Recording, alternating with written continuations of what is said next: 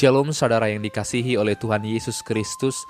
Kita sungguh bersyukur ketika Ia memberikan kita kesempatan dapat menikmati satu hari lagi, hari yang baru. Kini kita diberikan juga kesempatan untuk mendengarkan firman Tuhan. Oleh karena itu mari persiapkan hati dan pikiran kita, kiranya Roh Kudus menolong kita untuk memahami apa yang menjadi isi hati Tuhan. Marilah kita berdoa. Bapa di dalam surga, kami sungguh bersyukur ketika Engkau masih terus memegang tangan kami dan membiarkan kami mengecap indahnya hari ini. Saat kami merenungkan firman Tuhan, tolonglah kami supaya kami semakin hari semakin dibaharui oleh firman-Mu, sehingga hati kami juga terus dibersihkan oleh firman-Mu. Dalam nama Yesus Kristus, amin. Saudara yang terkasih, pernahkah kita berpikir bahwa hati kita sesungguhnya adalah tempat sampah yang paling penuh? Mengapa saya berkata hati kita adalah tempat sampah yang paling penuh? Karena sesungguhnya apa yang menjadi kejadian hari ini, apa yang menjadi kejadian di hari kemarin, dan apa yang menjadi impian untuk terjadi di hari yang akan datang, kita simpan dalam hati kita. Tidak peduli apakah dalam hati kita itu masih ada niat yang baik atau semuanya sudah berada dalam niat yang buruk. Tetapi intinya, hati kita sesungguhnya adalah tempat sampah yang menumpuk. Sama seperti tong sampah, di dalamnya ada sampah yang sangat kotor, tetapi tidak menutup kemungkinan bahwa di dalamnya juga masih terdapat benda-benda yang masih bersih. Akan tetapi ia telah mencampur, membaur menjadi sesuatu yang kotor. Oleh karena itu marilah kita membaca firman Tuhan dari Yakobus pasal yang pertama ayat yang ke-21. Sebab itu buanglah segala sesuatu yang kotor dan kejahatan yang begitu banyak itu, dan terimalah dengan lemah lembut firman yang tertanam di dalam hatimu, yang berkuasa menyelamatkan jiwamu. Saat kita berbicara mengenai hati yang kotor, berarti ada sesuatu yang mengotorinya. Karena pada dasarnya manusia dicipta memiliki hati yang bersih, memiliki hati yang tidak dicemari atau dikotori oleh dosa. Apa yang membuat manusia kini memiliki hati yang kotor?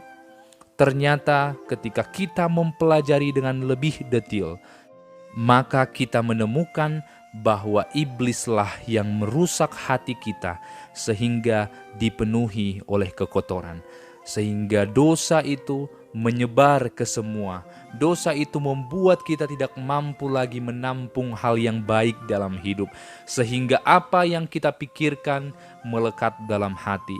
Apa yang kita rencanakan semuanya adalah sesuatu yang kotor. Namun sama seperti yang saya sampaikan di hari sebelumnya, bahwa surat Yakobus ini ditujukan kepada setiap orang percaya. Lalu apakah orang percaya juga memiliki hati yang kotor? Ya, orang percaya masih memiliki hati yang kotor.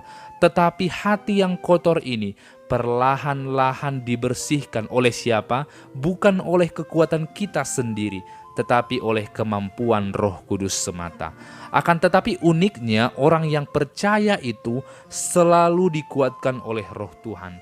Orang yang percaya itu selalu dituntun oleh Roh Kudus, sehingga perlahan-lahan ia mampu membuang hal-hal yang kotor dalam hatinya. Maka inilah yang dikatakan Yakobus, buanglah segala sesuatu yang kotor. Kalau kita membaca dari bahasa aslinya dan melihat berbagai tafsiran yang dilakukan oleh orang-orang yang concern, yang sangat fokus di bagian ini, kita akan melihat bahwa kata kotor yang dimaksudkan ini setara dengan apa yang dikatakan di Roma 13 ayat 12, Efesus 4 ayat 22, Kolose 3 ayat 8, semua berkata mengenai kegelapan. Kekotoran hati ini sama dengan kegelapan hati yang kita miliki. Kita tidak lagi mampu melihat terang Tuhan, karena sesungguhnya hati kita sudah dipenuhi oleh kejahatan. Kejahatan mungkin tidak bermaksud membunuh orang, mencuri barang orang, merampok, atau melakukan kejahatan yang terlihat begitu parah. Tetapi sadarkah kita bahwa ketika kita tidak datang kepada Tuhan, maka kita sedang melakukan kejahatan. Kita sedang lari daripada apa yang menjadi tujuan kita. Oleh karena itu, buanglah kejahatan, buanglah kegelapan. Kita tidak punya kemampuan itu, tetapi ketika firman ini ditujukan kepada kita orang percaya, firman ini sedang berbicara kepada kita. Hei orang percaya, kamu sudah ada Roh Kudus dalam hatimu. Sekarang gunakanlah itu.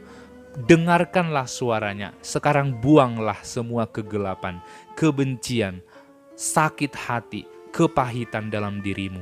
Karena Roh Kudus sudah berdiam di dalam dirimu. Oleh karena itu kita sekarang punya kemampuan itu. Karena Roh Kudus telah tinggal di dalam diri kita.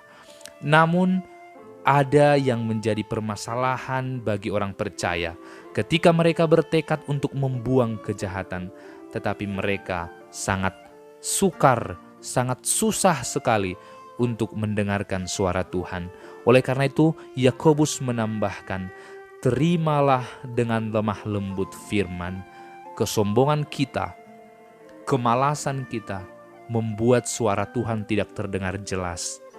Kita tidak lagi mampu mendengarkan suara Dia, karena kita lebih sering mendengarkan suara manusia.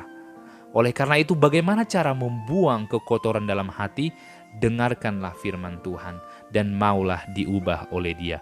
Sebab firman Tuhan itulah yang menyelamatkan jiwa kita. Mungkin kata-kata orang lain mampu menyelamatkan kita untuk sementara, mampu membuat kita bahagia untuk sementara.